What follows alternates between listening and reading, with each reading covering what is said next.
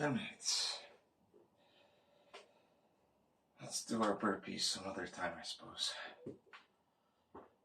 Thank you for the cross, the mighty cross, that God Himself would die for such as us. And every day we're changed into your image more and more. By the cross we've truly been transformed. We're so amazed. And we give you praise that you would save us for such a cause. We're so amazed. And we give you praise for the power of the cross. Jesus the same yesterday, today, and forevermore. No other name that could save, deliver, and restore. Jesus the same yesterday, today, and forevermore. There is no other name that could save. Jesus. Thank you, Lord.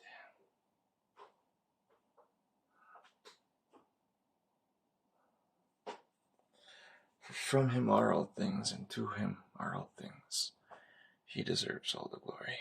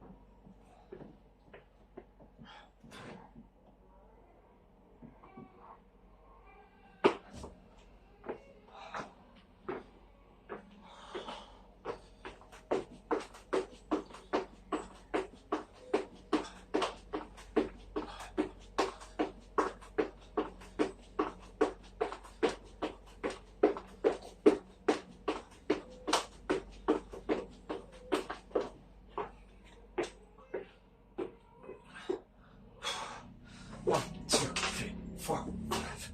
1, 2, 3, 4, 5. 2, 1, 2, 3, 4, 5. 3, 1, 2, 3, 4, 5. 4, 1, 2, 3, 4, 5. 5, 1, 2, 3, 4, 5. 6, 1, 2, 3, 4, 5. 7, 1, 2, 3, 4, 5. 8, 1, 2, 3, 4, 5. 9, 1, 2, 3, 4, 5. 10, 1, 2, 3, 4, 5. 1, 1, 2, 3, 4, 5. 2, 1, 2, 3, 5. 3, 1, 2, 3, 4, 5. 4, 1, 2, 3, 4, 5. 5.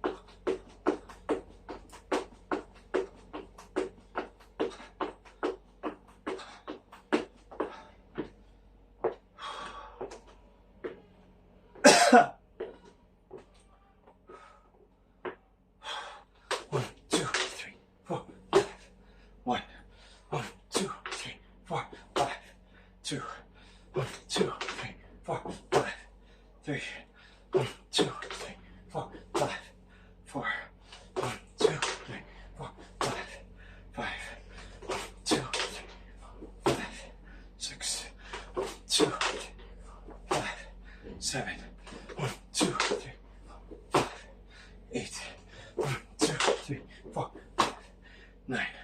1, 2, 3, 5, 10. 1, 2, 3, 4, 5. 1, 1, 2, 3, 4, 5. 2, 1, 2, 3, 4, 5. 3, 1, 2, 3, 4, 5. 4, 1, 2, 3, 4, 5. 15.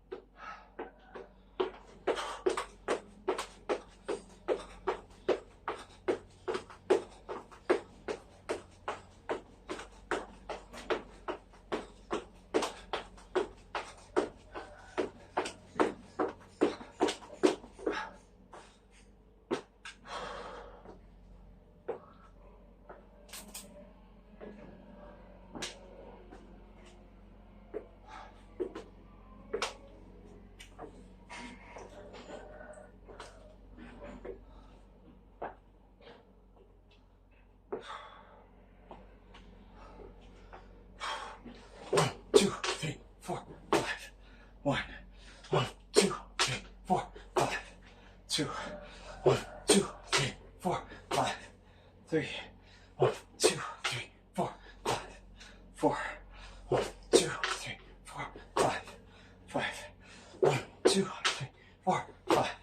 6. 1, 2, 3, 4, 5. 7. 1, 2, 3, 4, 5. 8. 1, 2, 3, 4, 5. 9. 1, 2, 3, 4, 5. 10. 1, 2, 3, 4, 5. 1. 1, 2, 3, 5. 2. 1, 2, 3, 5. 3. 1, 2, 3, 5. 4. 1, 2, 3, 5.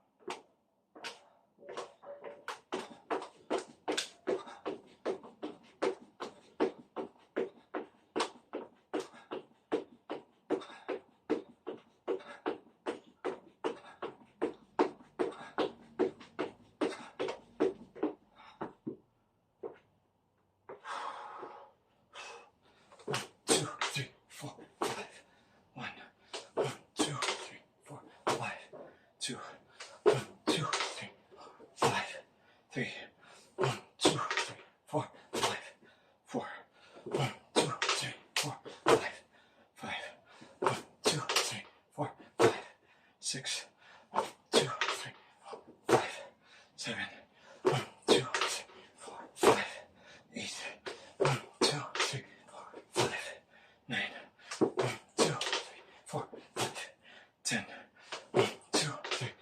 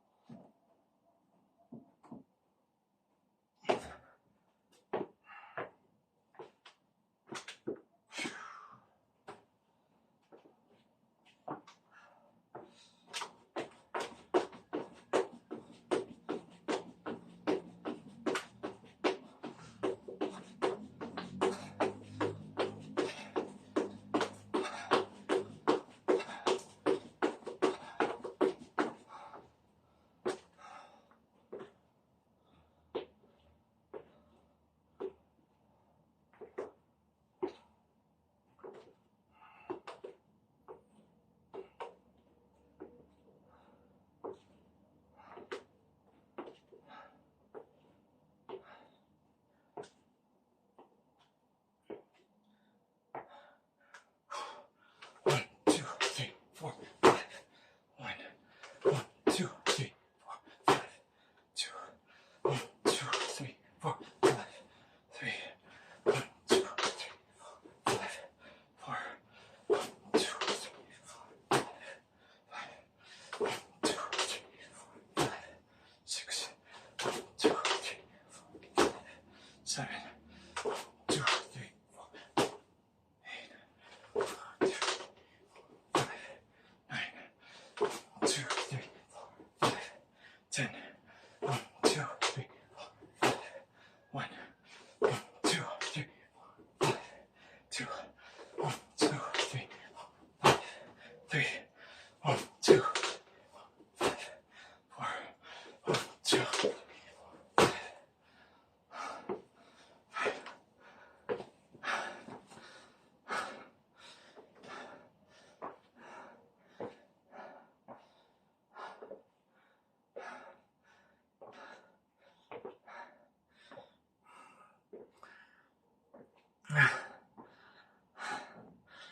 God bless you.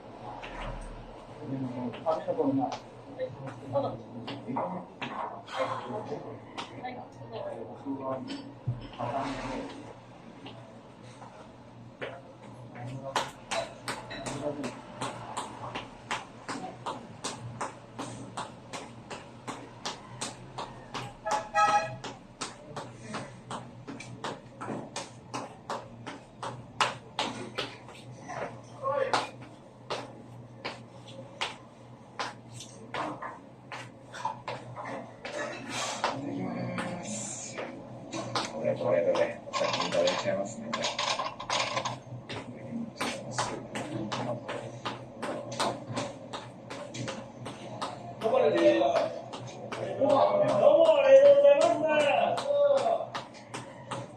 かに。あ、来たよ。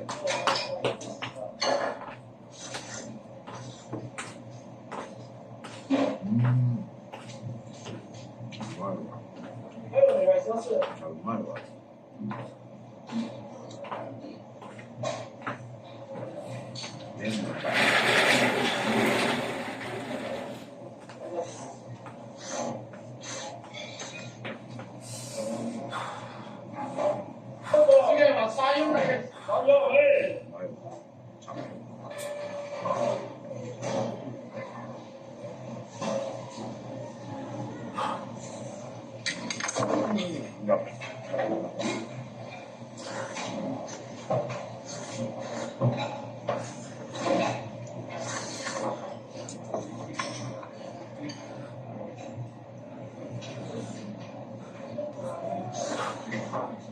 ごちそうでした。どうもありがとうございます。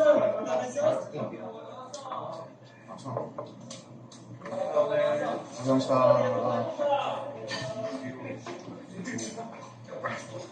ケンタッキー食べないと。フルセット。Okay, that was good food. Kuni. I had very good ramen. You like it?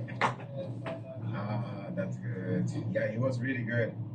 Yeah, that's like a famous, what is like type of ramen? Like it's called Ieke ramen. And there's so many Ieke ramen in Japan, but yeah, that one is like, yeah, it was really good. Okay, so yeah, we gonna go look for a sticker. Kuni-san, are you excited? Yo! あ、これいい、こっちがいい。アルファベット。Kuni-san, I found it.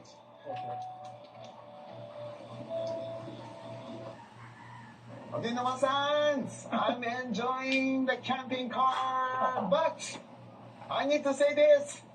Kuni-san, sing it! Okay!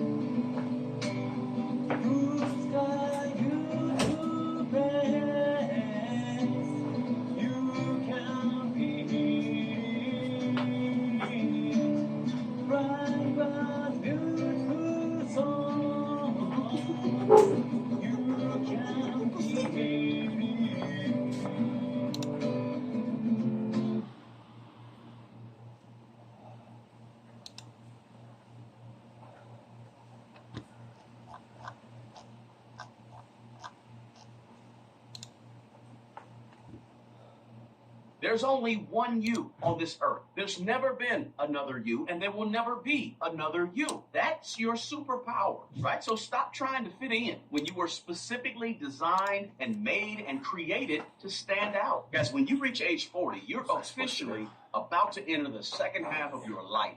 You're grown, right? So on this video, I want to give you 9 life goals that you need to stop chasing once you reach age 40 and beyond. And look, some of these 9 things are things that I had to get over myself. So a lot of this is about things that I had to conquer and leave behind and stop chasing after I reached age 40. Now, the first life goal that you got to stop chasing after reaching age 40 is seeking this validation from everybody around you. Look, that's going to drain your energy. You don't have to get everybody's approval for what you do or what you don't do. By the time you're age 40, guys, you're better off, and it's way more healthier for you to be focusing on and accepting and loving who you are and surrounding yourself with people who genuinely support you, which can be difficult to do because a lot of times when you get age 40 and you're going in one direction, you got friends that you didn't have for years and years who is going in a different direction or who are staying right where they've been for the last 20 or 30 years when you're trying to elevate. One of the best things you can do when you reach age 40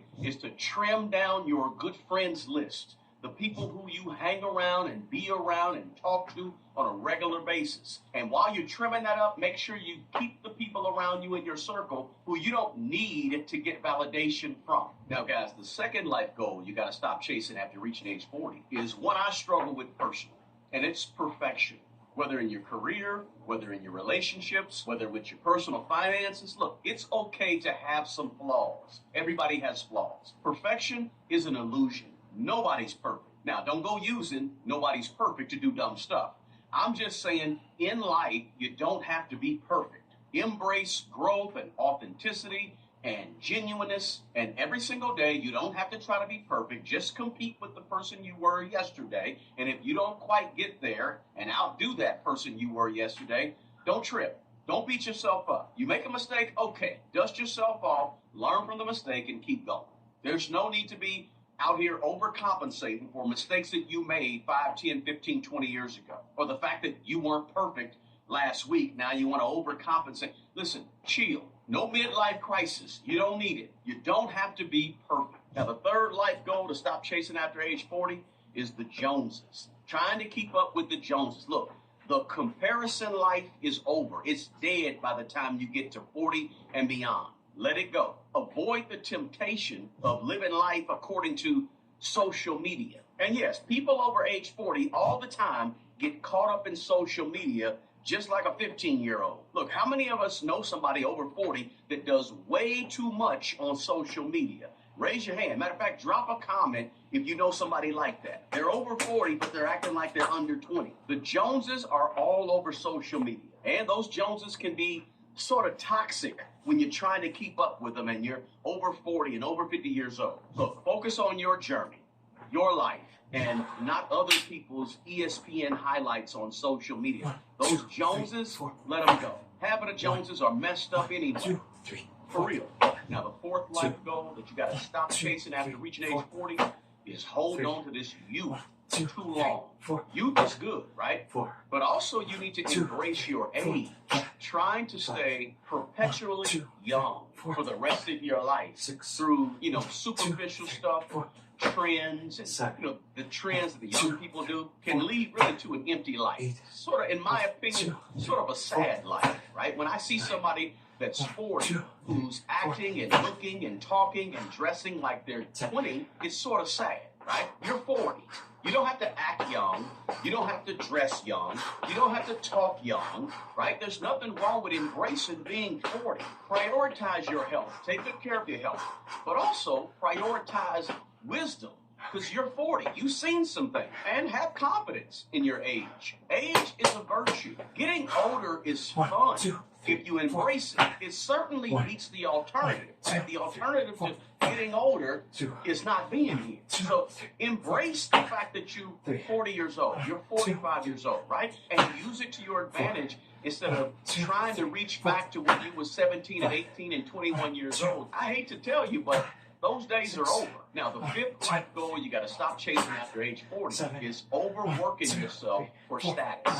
You know, it's cool to try to climb that corporate ladder, but at some point, you don't want to be sacrificing your family, sacrificing relationships, or sacrificing your health, all in the name of trying to climb this corporate ladder, to move up the ladder and move up in status. By all means, if you want to climb that corporate ladder, go for it. I'm not mad at you.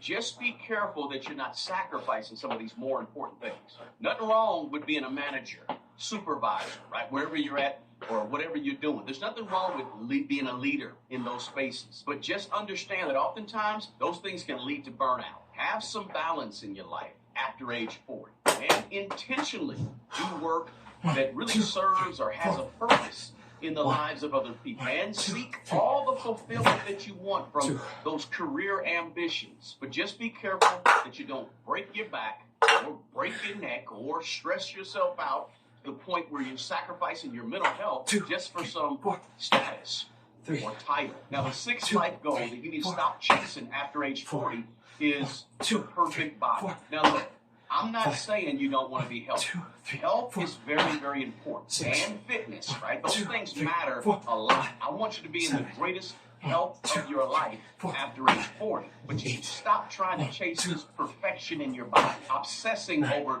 the aesthetics of your looks. Because when you do that, guys, you sort of miss the point of life. It's okay to prioritize being strong and having strength and lifting weights and longevity and feeling good and eating right. All those things are wonderful. Keep doing it. But chasing that unrealistic physical perfection is not necessary. Now, come close to the camera and let me explain what I mean. You are who you are.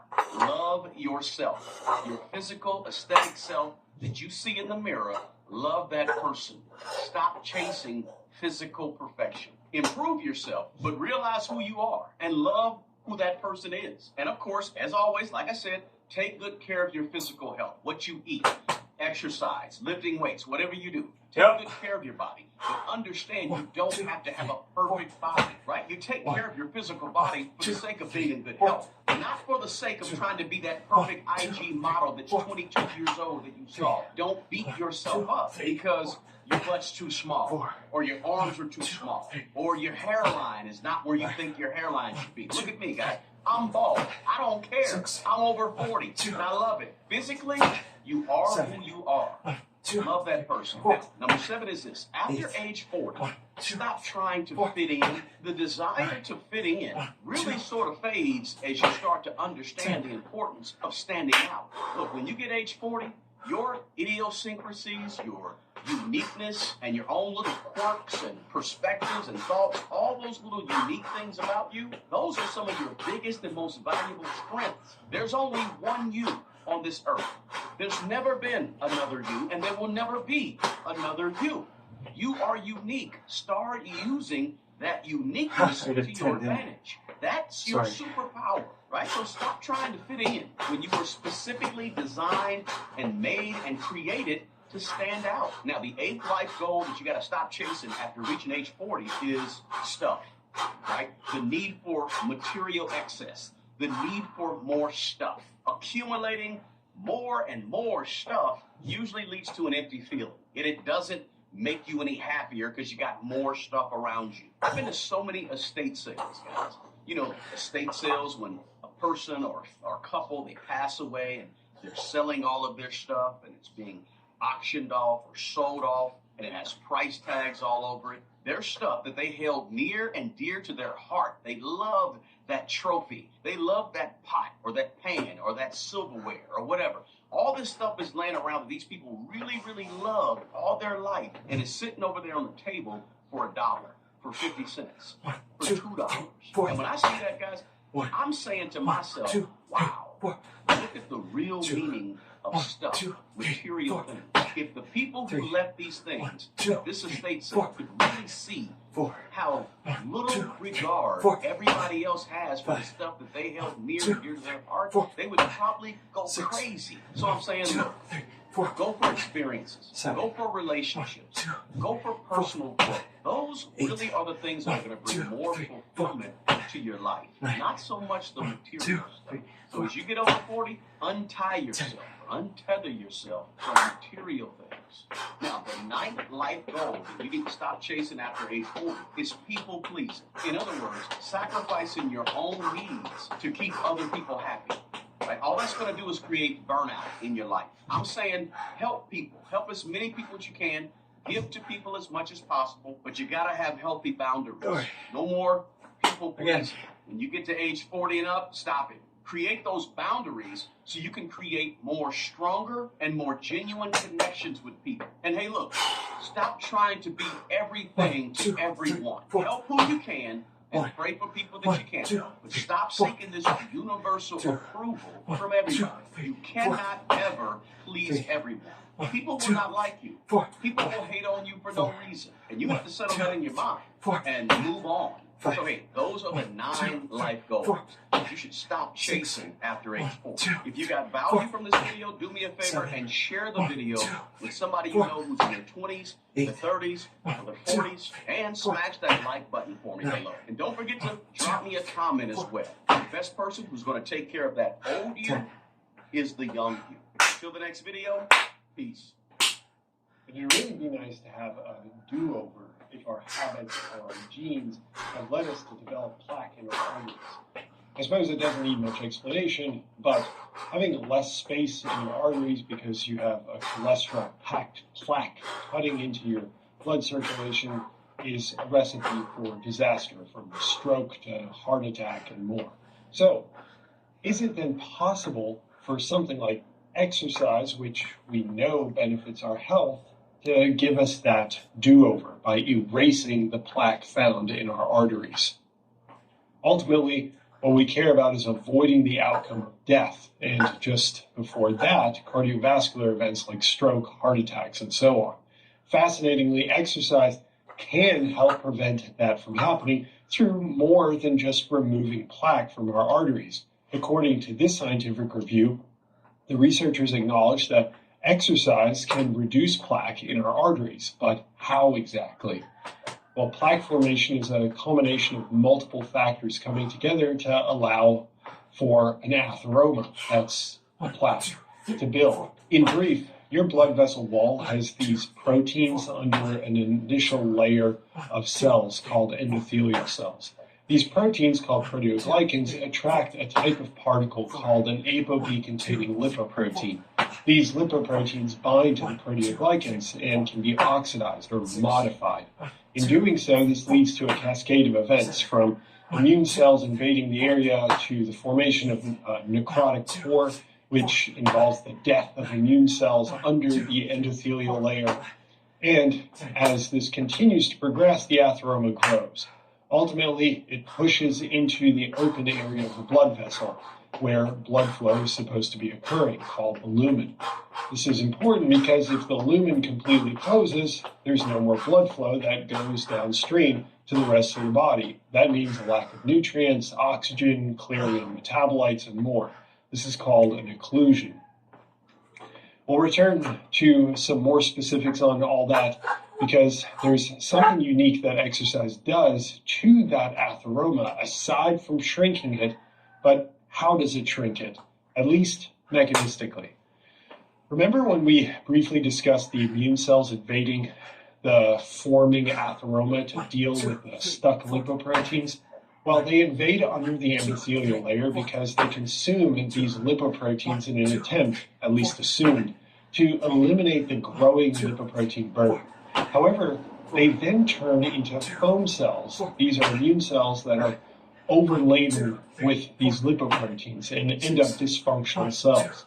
These dysfunctional cells recruit more immune cells, but they also die, creating a necrotic core discussed earlier. Anyway, exercise seems to reinvigorate these lipoprotein burdened immune cells to migrate back out of the atheroma. In addition, exercise can reduce the lipoprotein burden, thereby reducing the uptake of these lipoproteins into the subendothelium.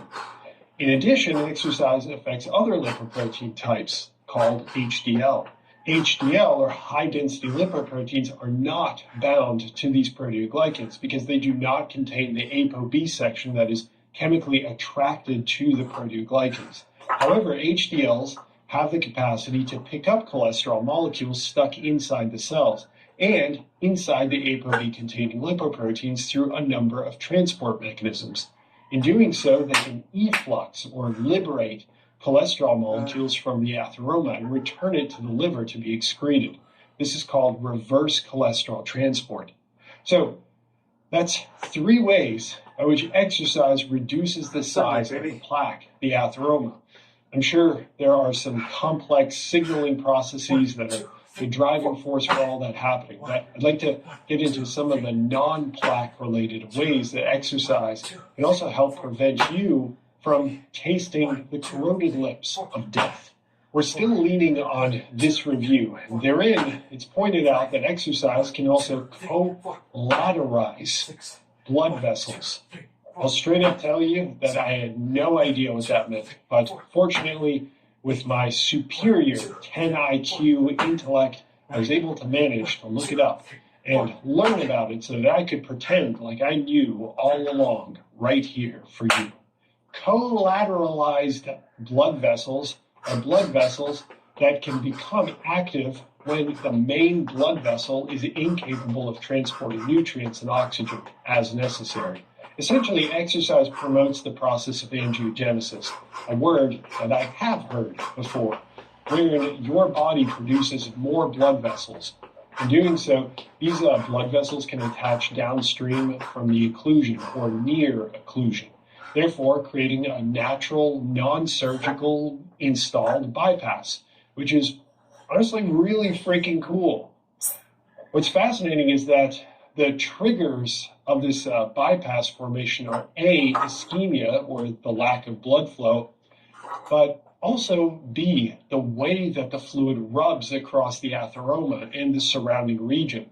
Apparently that stimulates the blood vessel to start sprouting a new blood flow system. That is crazy. In fact, that process is so efficient that some people no longer feel chest pains when they previously did from the original atheroma growth. But there's something else that exercise does that's seldom discussed, but we'll get into that. First, let's discuss the clinical evidence from exercise shrinking plaque, and then I'd like to get into some of the applicable information. Okay, there are a few randomized controlled trials that have looked into this. Unfortunately, I covered them both in the past, and someone astutely brought up that this one had some major statistical mistakes, which makes the interpretation difficult. Yet, if we demote that study and focus on the other, there's some intriguing findings. In that study, researchers randomly assigned people with cardiovascular disease to a moderate continuous endurance training or high-intensity interval training. These men and women performed the exercise 3 times per week for 12 weeks and had their exercise capacity measured. But more importantly for us, they measured arterial plaque as well. Unfortunately, most of the measures did not indicate an improvement. However, one measure, the size of the necrotic core that we discussed earlier, was reduced in both exercise groups. In fact, although it isn't overly objective, here's an image of the artery of a person measured. On the left, before exercise, and on the right, after exercise. The more red, the more necrotic core. And the more green, the more fibrous tissue, something that we haven't discussed yet, but we will. So I did something stupid. I just went through a boxing workout, and I forgot to go ahead and press record. Sorry about that. God bless you. Thanks for watching.